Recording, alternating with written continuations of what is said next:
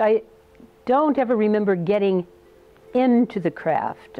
It's always been with me. When I was very young, I don't know, 5 or 6, my mother used to take me to church in the hopes that maybe that would work for me.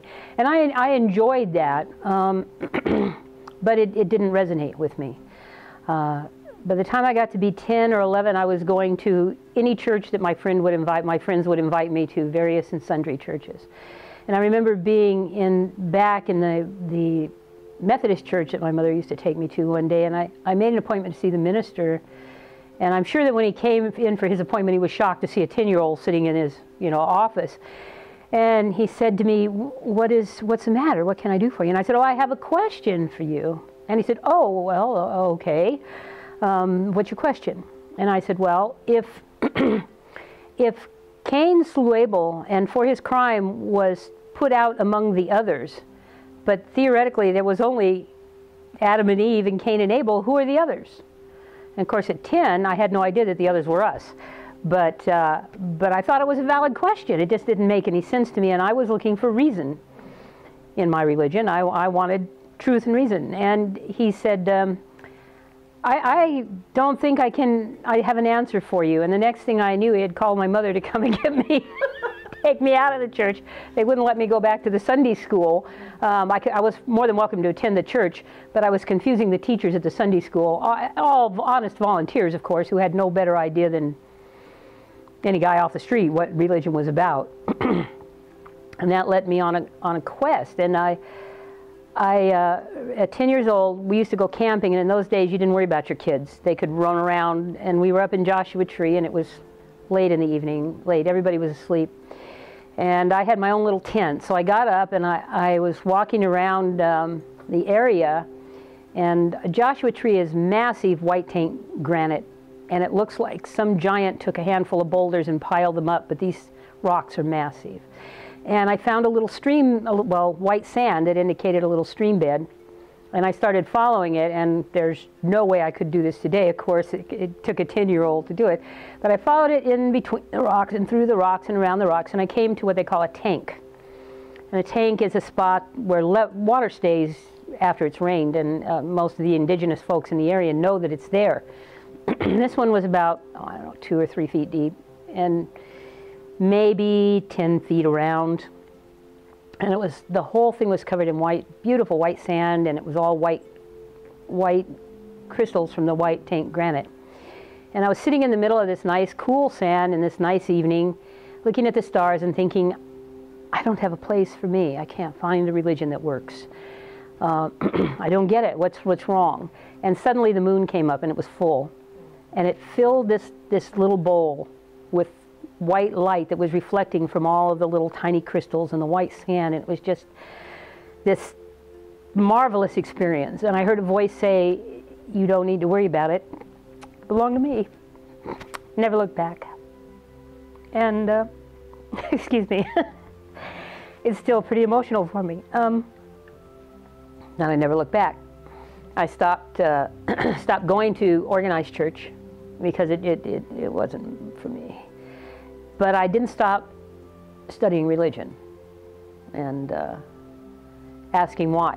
And why does this myth resonate with some people and not with others? So I found Wicca. Even I was practicing my own little, building little altars outside and listening to the wind, even in the wintertime, and talking to animals. 2 crows came to live with me for a while and followed me to school and followed me around. They weren't in a cage, they just stayed with me. And so nature was to me a part of me, always. And the earth is sacred. I look back on it, it was wonderful because I lived in the country. And so I had all this experience that I think city kids just cannot connect with.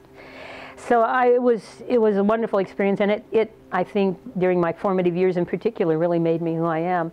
My parents also were in that 50s and 60s movement of everybody out to the national parks and the massive, we'd get in the car in the morning before gas prices were $4, and we would drive all day and go to various parks around us in national parks or to the ocean, and I think a lot of that came to me also, that reverence for nature and being there with it.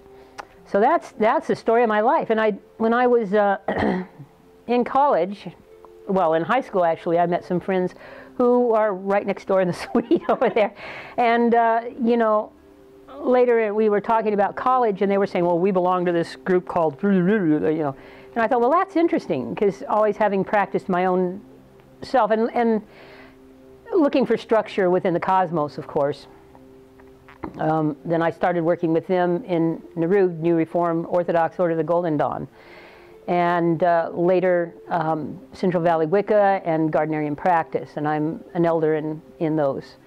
But this is, you know, like 40 years on now that I've been practicing. And, and also studying and asking questions of other religious leaders. It's really interesting working in interfaith, because I can say to a Lutheran, what is it you really believe? You know, how does this myth play out, and how do you find it, and you know, how do you treat it? And those things that have allowed my growth to expand, I think, my ideas. So I have a pretty solid idea of how I believe the cosmos works now. And that was a long answer to a short question, but actually nothing really. It's grown. I mean, as I can't come to understand. It's always interesting when you're working, as I said, in interfaith with people outside, because they ask you questions you don't think to ask yourself. And I know that we were working with some indigenous folks, and some, you know, folks came to join us, and we were talking about the ancestors and how we could contact them. And one of the questions was so funny, because they said, well, what if your ancestors are way, way back in your past? And we didn't get the question, because the ancestors are only on the other side of the veil. It doesn't matter how long ago they go back. We couldn't get that through. We couldn't convince them that all of your ancestors are there, and there's no time, and it's not an issue. It's not a linear or temporal issue. And they never got that. They never got it. But as far as what's changed for me, nothing. I continue to grow, you know, but my ideas have always pretty much been there. We don't have community. We don't have support for our elders, our grandparents. I look at the young people coming up, and you know, for me, 40 is young at this point, and they don't have the respect for what we went through. It's a shame, and I don't blame them. I think it's the way that generation was actually raised, but we don't have any kind of coherence. We don't have a place where my husband and we don't have children. I have a child, but I don't think he's going to outlive me. In fact, I think he's not going to outlive me by some years. He's very ill. And we're looking at well, what do we do? Who do we give our stuff to? Who do we entrust? You know, who takes care of us? So I'm 68, and I'm really, really healthy, but you don't know how long that's going to last. And I have nobody, you know, and I can't turn to the community. A Mormon community, boy, they take care of their folks. You know, a Christian community, they make sure the pastor comes out, and, you know, they have volunteers that come out to the house, say, are you okay, work with you. They have places you can go, you know. We have none of that. I think we lack that coherence. I truly do.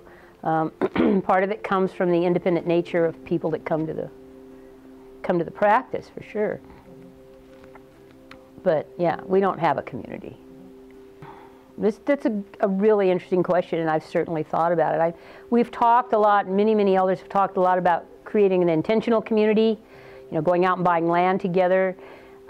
But how do you handle that? You know, what if you don't want to live there anymore? Can you just sell it to anybody, or do we have to buy it back? All of these things, all of these legitimate legal questions have, I think, held us up to some extent. I think if we had a church or a locust in which we met, I think that would, I don't want to say church, but if we had a locust where many people came together commonly all the time, I think that would help. We don't have that. We have no point of focus, as I see in indigenous communities. I think a part of what we lack is the concept that we are all family, because so many of the people come from outside of the tradition into it looking for something, that they bring that Western idea of family rather than community, because Western technical culture now, it doesn't have community. You have to find one in a subculture.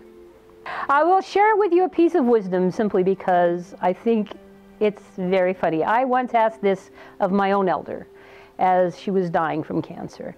And I said, if you have one thing, one piece of wisdom you could share, what would it be?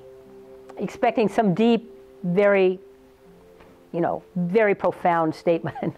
She said, take care of your teeth. And she was right.